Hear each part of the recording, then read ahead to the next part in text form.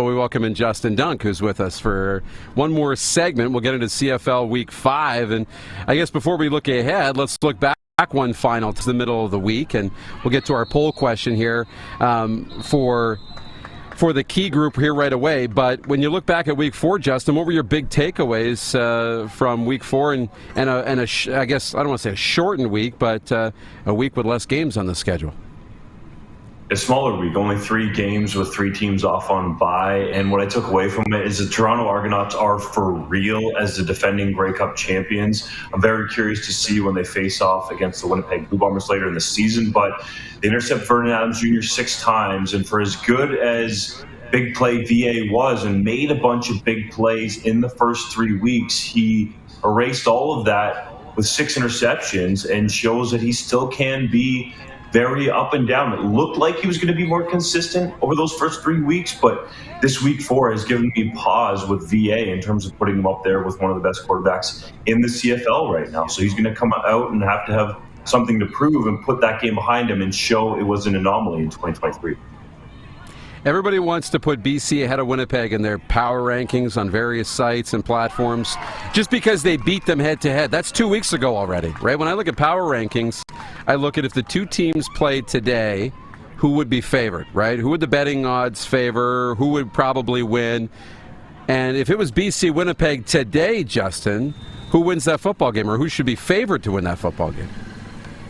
It's Winnipeg, and I take it one step further. I do it the exact same way as you, Deuce, but I look at it from a neutral field perspective, right? Because if Winnipeg's at home against BC, Winnipeg's going to be favored even though they got beat a couple weeks ago. So neutral field, I still think Winnipeg would be a short favorite because Winnipeg has shown in the past, and this is what factors largely into betting lines, that they can bounce back from a one-game anomaly. Vernon Adams Jr. has shown that he can run hot and cold for multiple games. So that's why Blue Bombers would be favorites if they played today. The poll question is for Yorkton Kia. Today's poll question is, what is Canada's game of the week? We do it every week on Wednesdays leading into the CFL season. And so your options this week for Canada's game of the week: Week 5 will open Thursday with Edmonton at Saskatchewan. The 0-4 Elks against the 2-1 Riders.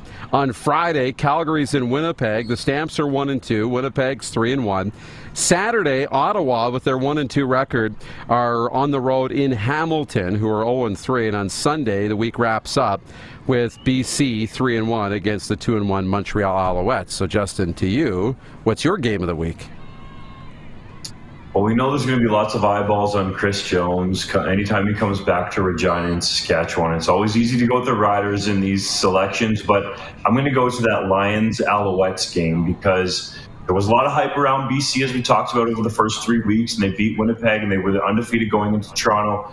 And not quite the same amount of hype across the country, but in Montreal and Quebec, there was a lot of people feeling good about the Alouettes because they were undefeated before they lost to the Winnipeg Blue Bombers in that rain-soaked game at Percival Molson Stadium. So I'm very curious about this game because I want to see who can prove that they can bounce back and are mentally enough there to get back from a deflating loss. Now, I think the Alouettes should still feel pretty good about themselves because they hung with the Blue Bombers for a while, and it was really just the offense that couldn't generate enough big plays and score touchdowns to be in that game with Winnipeg. So I like the Alouettes in that ball game, but I'm really curious to see who bounces back. Vernon Adams Jr., Cody Fajardo, and the rest on the team. It's going to be fun, and it's the only game this week that features 2 teams with a winning record. Right, so that'll be fun to watch. Those 2 teams go head to head. The other one I'm interested in is Ottawa-Hamilton. Right, where is Hamilton at? 0-3, but Ottawa gets Jeremiah Masoli back this week. We talk about Alec Manoah coming back from struggling a little bit. Well, Mazzoli's been out for a year, still dealing with those leg injuries and complications from surgery. So, what should the expectations for Red Blacks fans be around Jeremiah Masoli? I think they should give him a few weeks to work into this. We got to remember, it's 1 year, actually, almost to the day that he was hit by Garrett Marino, where he sustained a broken femur. I don't think enough people know that. This was a serious injury. He had multiple setbacks that he's had to work back from. So credit Sean Burke, the general manager there, and Bob Dice, the head coach, for giving Masoli the required time to get back to 100%. And now it's all mental. He needs to regain the confidence to where he can take a shot and get back up and know that nothing in his body is going to break or be injured. So I think that is very critical here. And as for Masoli, in terms of this outing, it's actually the first time he returns to Hamilton as a player since he left to sign with the Red Blacks in free agency after spending almost a decade with the Tiger Cats. But I think you can expect a solid, if unspectacular, outing. Now, that said, Masoli did start the season with a bang last year in Winnipeg when not a lot of people expected that, and he has had a decent amount of practice time with this receiving core. He knows Jalen Acklin really well, and the Red Blacks, I think, can protect well. They got a solid to great offensive line. I think they can have the capability to play great there. So I would expect solid, but I think there's some upside there as well.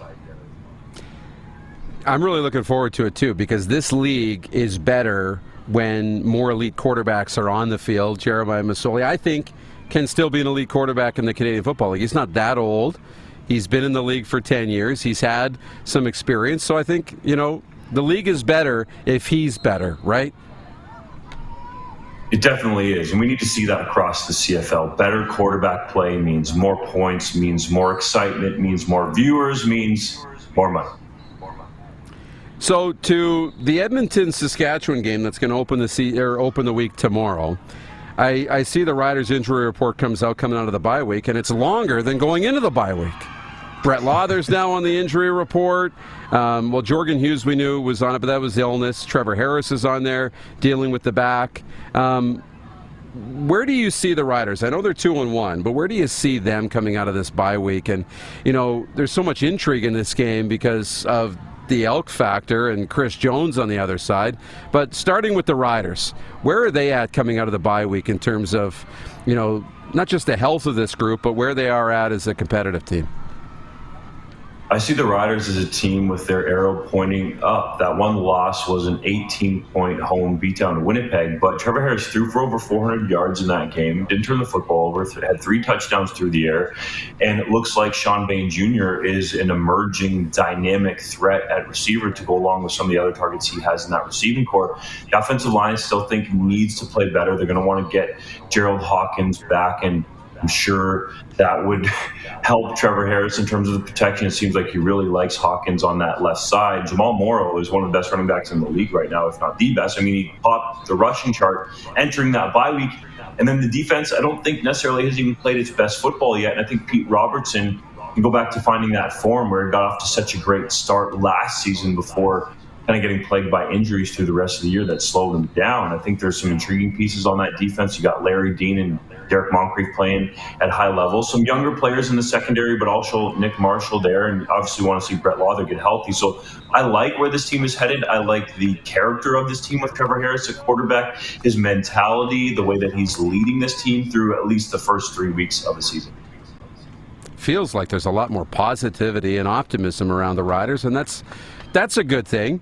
Not so much for Edmonton and the Elks and Chris Jones, and I almost hate that we got to talk about this every week, that another loss piles up for Edmonton, but we do, and the questions keep coming into the show. They keep being asked of me and Rod, and even Rod brought it up on the show, can Chris Jones survive another loss? And we're going to ask the question this week, and if he serves another week and another week. So how do we put this to bed, or where do we put this? Or is this just going to simply be something that is going to get discussed every single week? I think fans will discuss it every week, but what the uninitiated should know is that if you fire Chris Jones, who are you going to make as the interim head coach? Everybody on that staff is close to Chris Jones, and you're alluding to it there, the money factor of it. So the Elks can get out from this contract because Chris Jones signed his deal as 4 essentially 1-year team option. So they can get out of this deal after the season, but you're stuck with Chris Jones for this year, like it or not. Now, I do think there are some positive signs with this team. The special teams have been solid. The defense does look very intriguing, but the offense simply has to move the football. What I can't understand here with the Elks is you bench Taylor Cornelius, you put in Jared, don't teach me how to daggy, because he hasn't shown us anything flashy yet, especially in that first career start. And you don't go with Trey Ford, and now you're going back to Taylor Cornelius. Like, let a quarterback have a little bit of runway here. And I was one of the guys calling for Cornelius to be sat down and someone else to be put in there. And I thought it should have been Trey Ford. He showed some flashes last year. He showed he could at least win a football game on the road in Hamilton in his first career start. And we haven't seen Cornelius do that this year, and the same with Daggy. So I think they should be going with Ford, but they got to get settled here at quarterback and find a rhythm quickly on offense. Yeah, and why do you think that is? I was thinking the same thing. I thought, okay, if Cornelius struggles a little bit, they'll go turn right to Trey Ford and give him a chance with this team. I thought he looked pretty good until the injury last season. So why? Is it just a case of, liking the other guys better? Or is there a level of trust that's not quite there yet? It could be a bit of both, but I think there was a level of trust with Trey Ford last year to run him out there in his rookie year as a first-round draft pick. Like, Chris Jones invested a lot of draft capital to get this kid on his roster. He's one of the best athletes in the CFL, bar none. I don't care what your passport is, Canadian, American, global, alien, or otherwise. This dude is a freak athlete, so you want him on the field.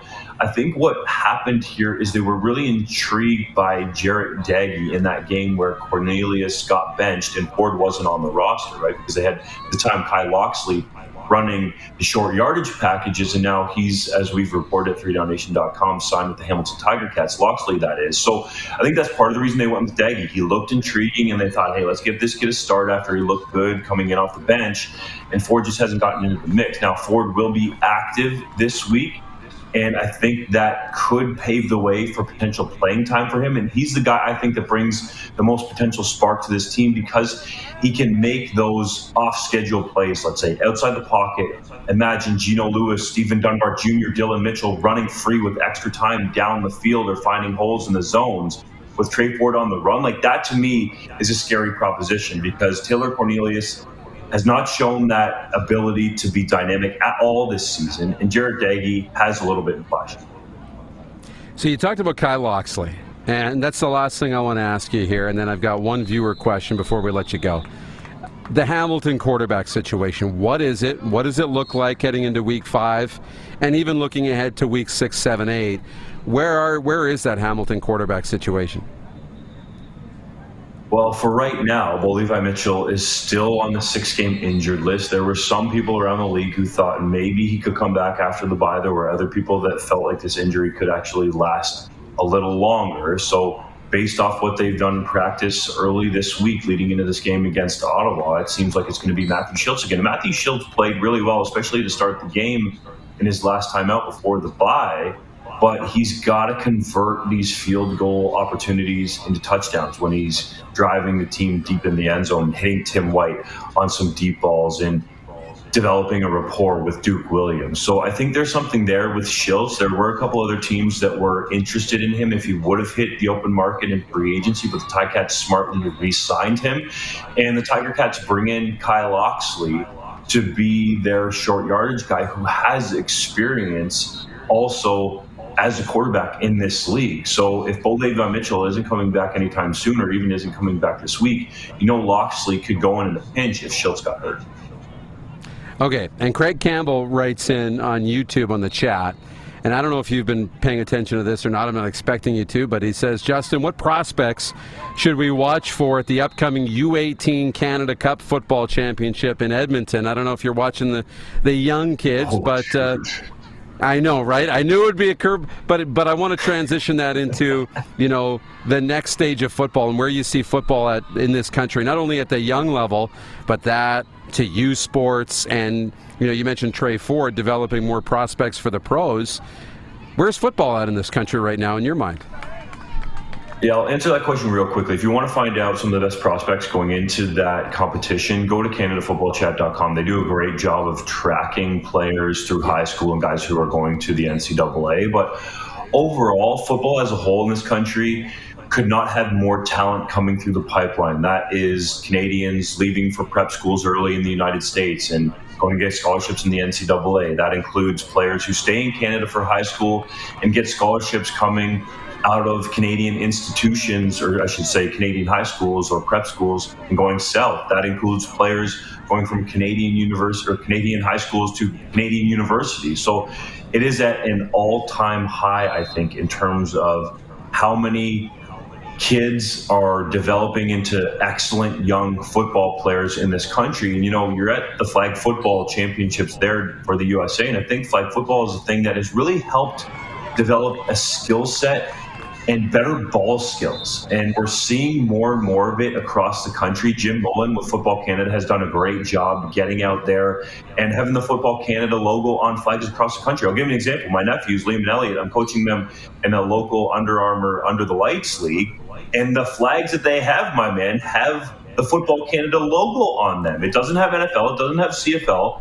It has Football Canada. So I really like what Jim Mullen has done in terms of being proactive and being out there, right? That's the key thing, is getting out there and in front of these kids and showing them, hey, this game can be really fun. And I can see with my nephews, they've taken to it. Now, I told them, just because Uncle Justin played quarterback at university doesn't mean that you got to go and play football.